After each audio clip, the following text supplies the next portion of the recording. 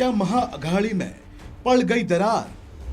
महाराष्ट्र में बदल जाएंगे समीकरण? क्या महाराष्ट्र में अधर में महाअघाड़ी? महाराष्ट्र में सियासी समीकरण तेजी से बदल रहे हैं। महाविकास अघाड़ी गठबंधन में सब कुछ ठीक नहीं होने के संकेत मिल रहे हैं। इसकी वजह एक नहीं है, कई हैं, और हो सकता है कि आने वाले वक्त में सब कुछ ठीक नहीं रहा तो महाअघाड़ी बंधन में दरार पड़ सकती है। एनसीपी चीफ शरद पवार की राय अडानी और सावरकर के मुद्दे पर अलग है, तो वहीं विपक्ष शरद पवार की राय से इत्तेफाक नहीं रखता। शरद पवार ने विपक्ष के मुद्दे की हवा निकाल दी। दूसरी तरफ अजीत पवार ने पीएम मोदी के करिश्मे की तारीफ की है। इन सारी तिकड़मों के बीच बीजेपी ने एनसीपी को साथ आने का न्योता तक दे डाला है। बीजेपी नेता और महाराष्ट्र सरकार में मंत्री सुधीर मुनगंटीवार का कहना है कि अगर एनसीपी साथ आएगी तो इससे किसी को कोई समस्या नहीं होगी। वहीं अजीत पवार महागठबंधन की दरार के पीछे कांग्रेस को वजह बता रहे हैं। सबसे पहले ये समझिए कि 2019 में महाराष्ट्र विधानसभा चुनाव में बीजेपी और शिवसेना एक साथ थे। दोनों ने एक साथ चुनाव भी लड़ा था। एनसीपी और कांग्रेस एक साथ मैदान में उतरे थे। बहुमत तो बीजेपी शिवसेना गठबंधन को मिला था, लेकिन सीएम पद की दावेदारी को लेकर दोनों पार्टियों के बीच दरार पड़ गई। दोनों ने एक दूसरे का साथ छोड़ दिया।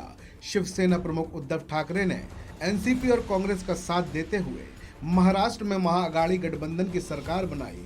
एकनाथ शिंदे की बगावत के बाद ये सरकार गिर गई, लेकिन महाअघाड़ी अब भी है।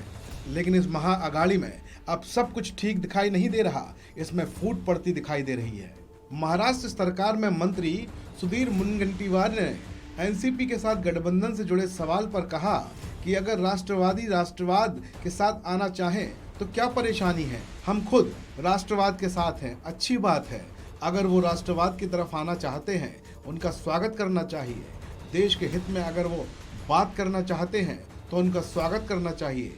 अगर उद्धव के साथ नहीं जाकर वे जनतंत्र के मार्ग पर आगे बढ़ते हैं तो हमें उसमें क्या दिक्कत होगी?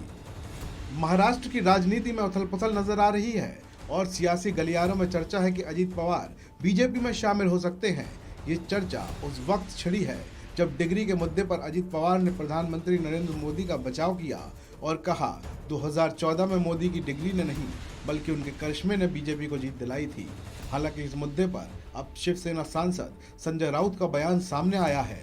संजय राउत ने कहा है कि अजीत पवार का भविष्य एनसीपी में ही है और वो कभी भी बीजेपी में शामिल नहीं होंगे। मीडिया से बातचीत करते हुए संजय राउत ने कहा कि अजीत पवार एनसीपी के एक बहुत सीनियर नेता हैं। मुझे नहीं लगता कि वो ऐसा कुछ करेंगे और भारतीय जनता पार्टी में शामिल होंगे। उनका राजनीतिक भविष्य एनसीपी में ही है, इसलिए ऐसी खबरों पर बहुत ज़्यादा सोचने या चिंता करने की ज़रूरत नहीं है। इस खबर में अभी इतना ही। आप बने रहिए वन इंडिया के साथ।